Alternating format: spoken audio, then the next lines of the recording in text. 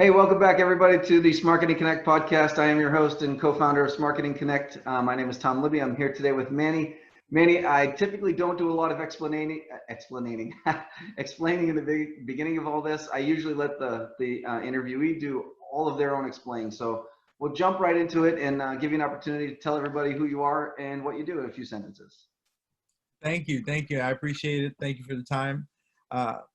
My name is Manny Larcher. I'm a first generation American. I live in Columbus, Ohio. I was born here, and both of my parents are from St. Lucia. And in a nutshell, I run an agency, a full service marketing agency that also incubates products. So Collaborate and Elevate, it's a platform and a resource that we're building to really connect people to resources that they didn't know existed. And Stopwatch Creative, we're 3 years in business, and we've had a lot of successes. We've helped some of our clients sell their company. We have clients currently right now throughout the U.S. and Canada, and really specialize in tech and marketing. Awesome. And do those two companies ever interject, or do you literally run them as two separate things so that they don't ever touch each other? Yeah, they definitely interject. And there are many other companies too, Mr. Libby. I'm trying to not be too scatterbrained. But yeah, they're 100% different. They serve different. Really, with Collaborate and Elevate, it's a $4.95 a month membership. And we're promoting businesses the same way, people would just put that money into Google Ads or Facebook. So we're giving them an option to promote their business. We're connecting them with businesses. We have a member that's had 150x return. We do a lot of things in the back end. We also do a lot of insights. With the marketing agency, we really focus on tech and app development and run and do the opposite of that, run ads. And so it serves two different things. We built this product out of that seeing that need in the marketplace.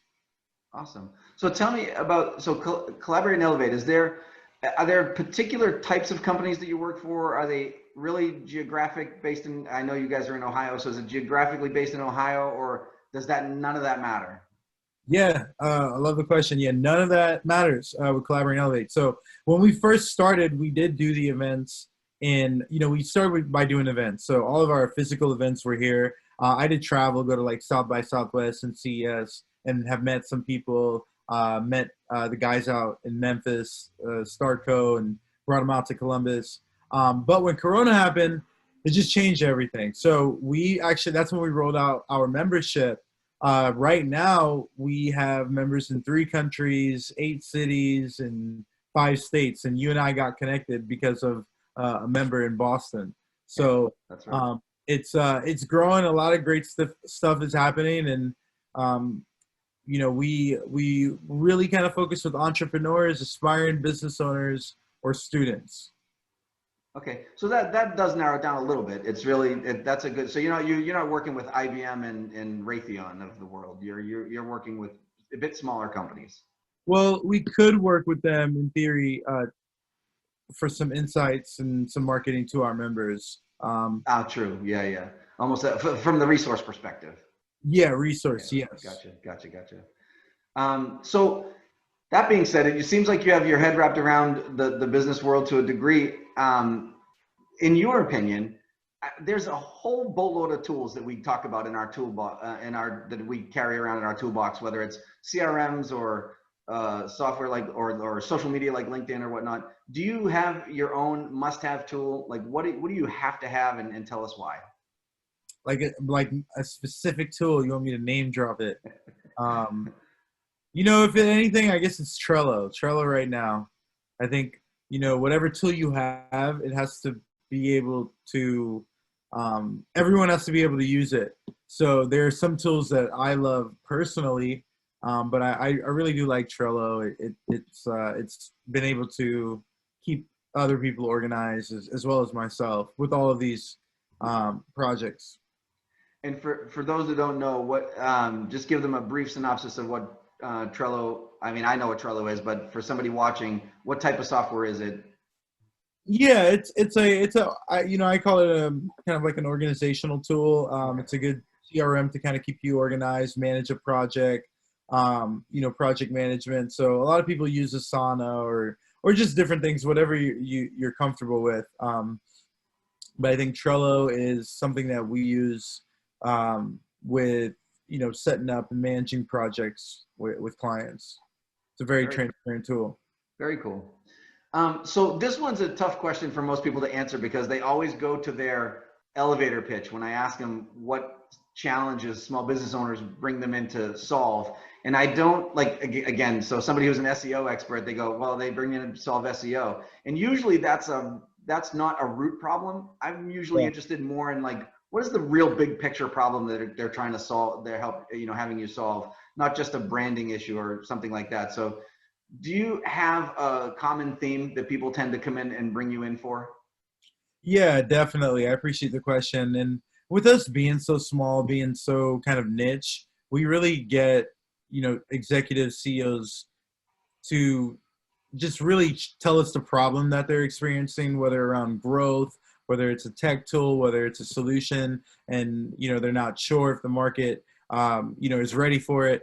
So we get a lot of just kind of creative opportunities and problems to solve around marketing and growth. So usually it's a company that wants to scale, and before they invest hundreds of thousands into a particular niche, they might reach out to us for advice, or they might reach out to us to execute that whole campaign. Very cool. Very cool. So in this case, I like to ask people because typically as consultants to our clients, right? Yourself and whether you call yourself a vendor or a consultant or whatnot, it doesn't really matter. But Yeah. typically once you're in there as a trusted resource to a client, they have a tendency to ask you for other resources that are outside your area of expertise. This Yes. question is really designed to ask you, Manny, what kind of advice do you give them when they're looking to somebody who is outside of your area of expertise, when they ask you if they should hire somebody to do, I don't know, sales consulting, or because you tend to be in the marketing area, but and Yeah. I know you might do some sales consulting as well, but somebody outside of your area of expertise, what do you tell them to look for? What are the signs that you give them? Like, what advice do you give them?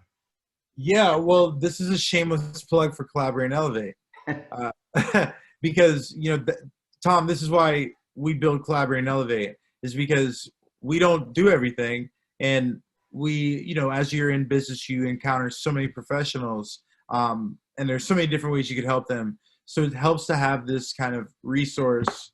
Um, so if it's not Collaborate and Elevate, if it's not a solution in there.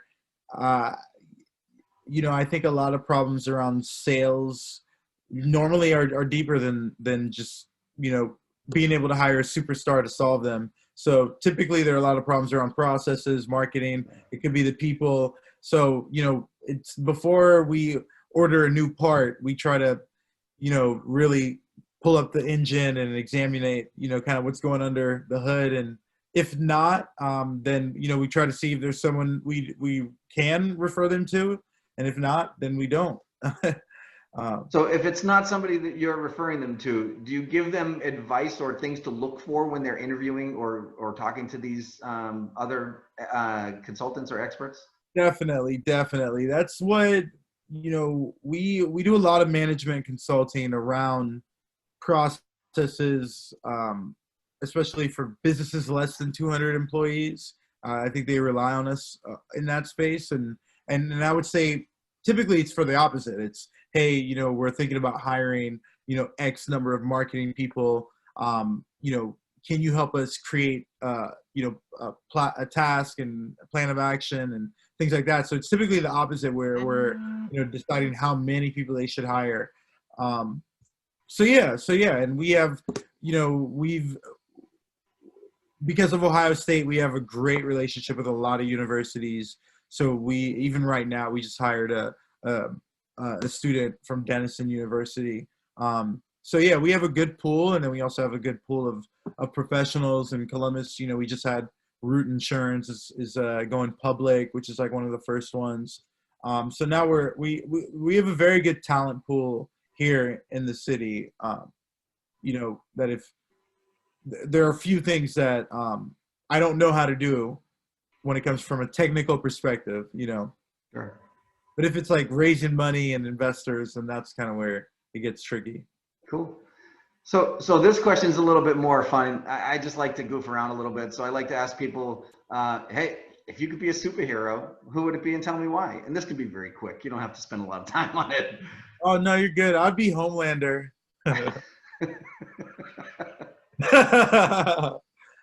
Do you watch The Boys? No, no, no. Yeah, it's a new show on Amazon. Oh, all right. Yeah, Homelander. It's like Superman, but just different. I got you. I'm gonna have to check it out now because I never heard of that one, but I'm definitely gonna have to check it out. Amazon, got it. I got it. I'll go look at it. Yeah, of course. All right, so this is a good opportunity for us. This is my favorite part of the whole podcast because we get an opportunity to give some credit to somebody who is in our industry that we've worked with in the past, that somebody we think is, you know, does a really good job. We tag them in this post when we post it on social media. So, so Manny, who would you give this you know, this pat on the back to, this shout out, and could potentially be a good guest on this podcast? Yeah, no, as soon as I read it, it's someone that has helped me, and you know, I think in sales a lot of it is it's really connecting with people and building rapport, and problem solving and active listening. So the only person I thought of is Daniel Ortiz, who is he's a, you know, entrepreneur in his own right and has invested in a lot of companies and has had a lot of successes with his partner. So I'll be happy to connect you if you don't know him. I'm not sure. I don't know if I know him or not. What company is he with that we can tag that to? The Wave, the Wave, The Wave. Columbus. Yeah, it's called The Wave. Yep, The Cool. Wave. It's a nonprofit foundation that they run now. Awesome. Well, Daniel, if you're watching, I'll be tagging you in this post. So I'll try to connect with him on LinkedIn as well. All right, so this is the last slide, Manny. So Stopwatch Creative is your marketing agency. Collaborate and Elevate is your small business resource, or sorry, business resource. The website is down there on the screen for people to see your LinkedIn profile. Aside from what they see on the screen here, is there other ways or methods that they should be either trying to contact you, reach out to you, follow you? What types of ways do you want them connecting with you? Yeah, with Stopwatch Creative and Collaborate and Elevate, it's all on Instagram and Facebook, Twitter. So you could follow the platforms on there. I'm only on LinkedIn, so you know, you can reach out to me on LinkedIn, and you know, my email is Manny@Stopwatch. So yeah, I'm pretty accessible. Very cool. And if you remember none of that, you can find Manny on smarketingconnect.com as well. So Manny's one of our first professionals coming in from the Ohio area. So we welcome you, and we're very looking forward to working with you a bit more, and definitely interested in finding ways for us to kind of mesh these two worlds. So Manny, thank you very much for being the guest on the podcast, everybody. I will see you next time. Thank you very much, everybody. Thank you for having me, Tom. Have a great day. Thank you.